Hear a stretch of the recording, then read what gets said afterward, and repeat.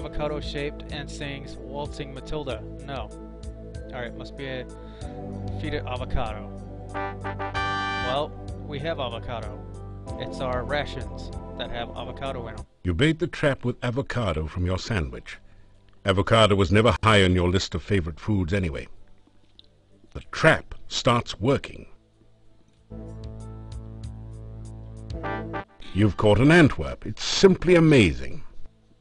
And an Antwerp just bounces over and a little cup just descends on it. It's like friggin' Mousetrap, the old board game. Alright, let's open this door. This is the Antwerp maze. Antwerps are naturally bouncy, so all you have to do is continually rotate the maze until the baby Antwerp bounces over to the key, then out through the exit.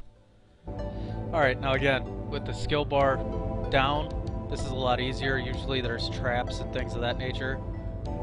Whoops. Let's go this way.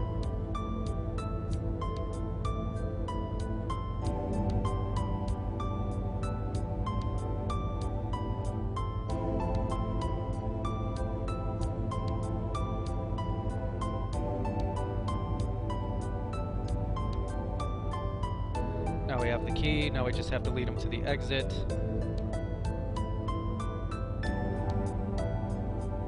Congratulations. You've used the baby Antwerp to get Dr. Cranium's laboratory key from the maze. You add the key to your keyring. And now we go to this door.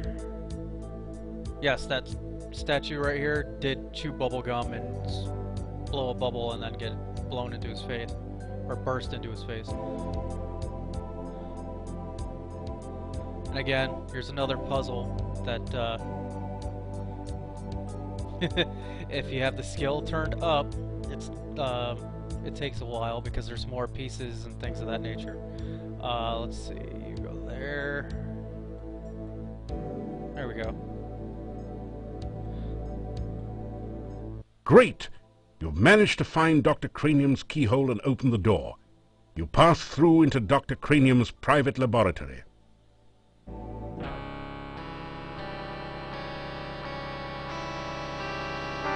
Quickly, Igor, the fluid! I must have the fluid! Oh, excuse me. I thought it was Igor coming in to assist me. He helps out in the lab sometimes. Now then, what can I do for you? Obviously, he helps out here because it's Igor. You say hello to the scientist.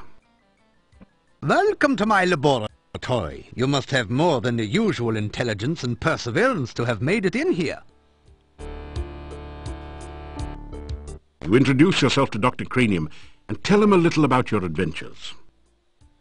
I should be most interested to hear about your travels and your scientific discoveries along the way. Unfortunately, I have very little time for that right now. Perhaps we can discuss your adventures when you next return. You explain to Dr. Cranium that magic is really a lot like science and even deals with the same elements. Oh, nonsense! There's no such thing as magic. There is only science. What you call magic is simply scientific phenomena that have not yet been properly investigated and catalogued. Alright, I'm gonna need something for, this goes on. Where's... Here it is. Alright, get out of here.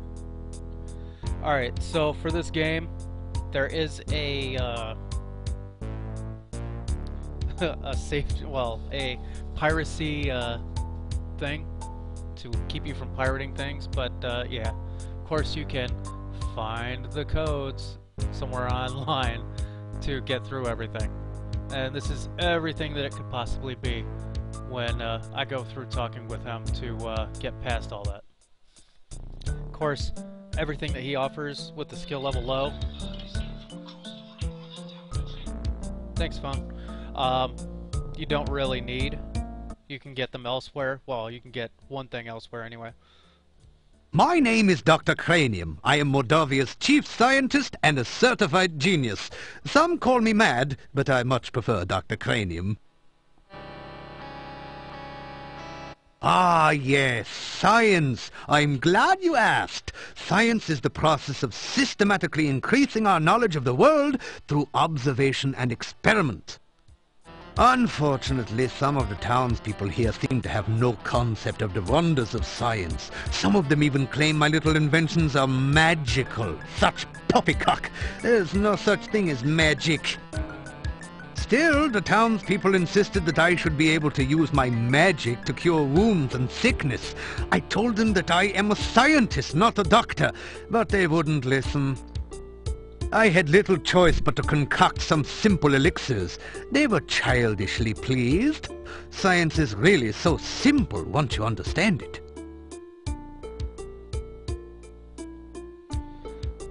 Alright, here's what you actually need them for. Well, not this one anyway. If you want to improve your stamina, then you should make sure you eat a healthy diet from all the different food groups and get plenty of aerobic exercise. That is science. Yeah, no more stam potions in this game. Of course, they come back in 5, but for some reason, yeah, there's really no way to get your stamina back. Just about. Oh, you must mean my patented healing drink. You may have my last one. Unfortunately, I have forgotten the formula for its main ingredient. If you can help me remember it, I will be able to make some more healing drinks, although the work is very time-consuming. And here it is. And it's the X. Alright, so these are the 5 elements of science: earth, wind, fire, water, and pizza. For this particular one, it is air, water, air. Oh, I have to wait for them to stop animating. There we go. Thank you. With that information, I'm sure I shall be able to create some sensational scientific solutions. And poison cure. Oh, you must mean my new universal poison antidote. You may have this one, but I will need some help with the formula to make more. Also, I am afraid I only have time to make one each day. Alright, so it's the same with the healing potions as the poison potions. Basically, you can only get 1 a day, so use the first couple of days, especially if you're playing on a high skill level for combat, things of that nature, to stockpile. Alright, what is it, Mexicalish? Alright, so this is fire, earth, pizza. Damn it, I lost it.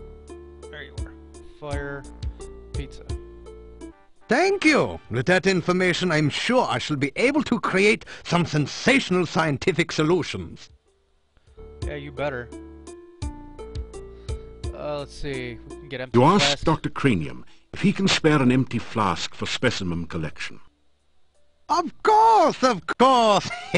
I am always delighted to assist scientific research of any kind, and I have plenty of flasks. You may have this one. Let me get another one off. You ask Dr. Cranium.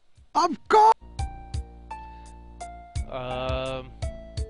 Should I get one more? Why not? You ask. Yeah, he gives them to you for free, so take as many as you want.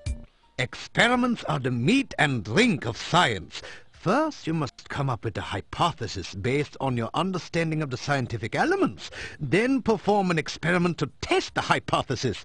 Afterwards, you have a pizza. Earth is for solidity and stability. Air gives freedom and movement. Fire provides power and energy. Water, fluidity, and life. Pizza, of course, is the most important element of all. Pizza represents the essence of well-roundedness and regaining strength. Most importantly, you can have it delivered in under half an hour in most areas. Yeah, this is back when you had the 30 minutes or less guarantees, so that's where that came from. Don't so much have that anymore. A hypothesis is a scientific guess. One predicts the result of an operation, performs an experiment to test the prediction, then has a pizza to celebrate the result. It is very important to stay flexible, however. Sometimes the experiment may give a different result than predicted by the hypothesis. Since real scientists don't like to make mistakes, we always write the hypothesis in pencil. Pizza is a crucial ingredient in many scientific formulae. There is a nearly infinite variation in its effects, depending on whether one starts with pepperoni, mushrooms, artichokes, or plain cheese. One should always order extra pizza in case the experiment requires additional materials. Besides, science is hungry work. I just like the way he says that.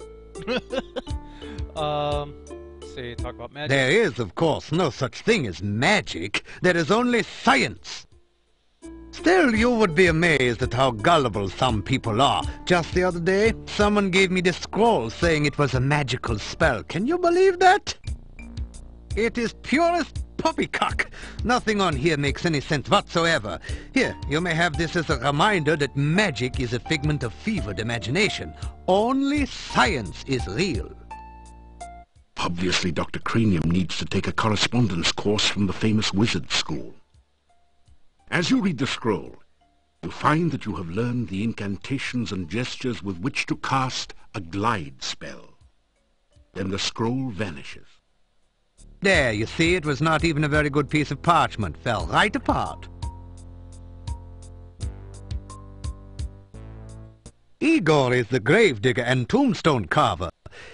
Business has been slow lately, perhaps because there are very few people left in town, so Igor sometimes comes in to help me with my work. Igor has had less work of late. The forest is just as dangerous, but there aren't very many people left in town who are stupid enough to go out there at night, you know. I like to think of it as a sort of evolution in action. Igor is carving out quite a niche for himself in the gravestone business. You might say he is well on his way to becoming a rock star. Then again, you might not. A little graveyard humor there. The cemetery is outside of town to the east. It has proven a fruitful source of materials for my experiments. There are also some interesting and cryptic puzzles to be solved there. Notice the way he says cryptic? Yeah, that's supposed to be a hint. Essential etheric fluid is an important ingredient in my formula for reanimating dead bodies. It contains the essence of the element of water, the most important ingredient in life science. Mad? Mad? They all call me mad, but what do they know of madness? I am not mad. A bit perturbed about the world situation and how I get so little respect, perhaps, but certainly not mad. And that's just for comedic value. Really nothing else going on. Alright, let's get out of here. Please don't fail, please don't fail. Come back and visit again. Oh, and if you see Igor, please tell him I still need the fluid. Alright, for some reason that is like the only glitch that I've found still here. And there is an autosave, by the way. We'll just do day one.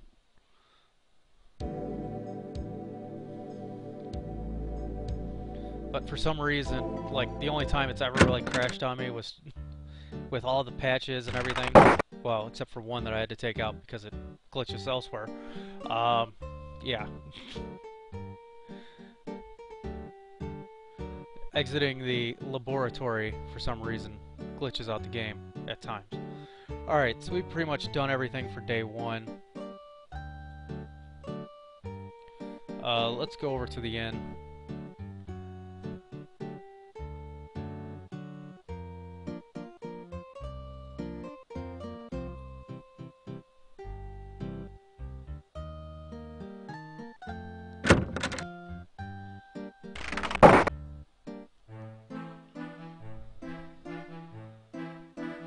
And we'll have a seat in this chair. I.e. the chair that is never occupied Get by a fine anyone. meal of roast duckling a la garlic. Bella never stays out here, at least for now.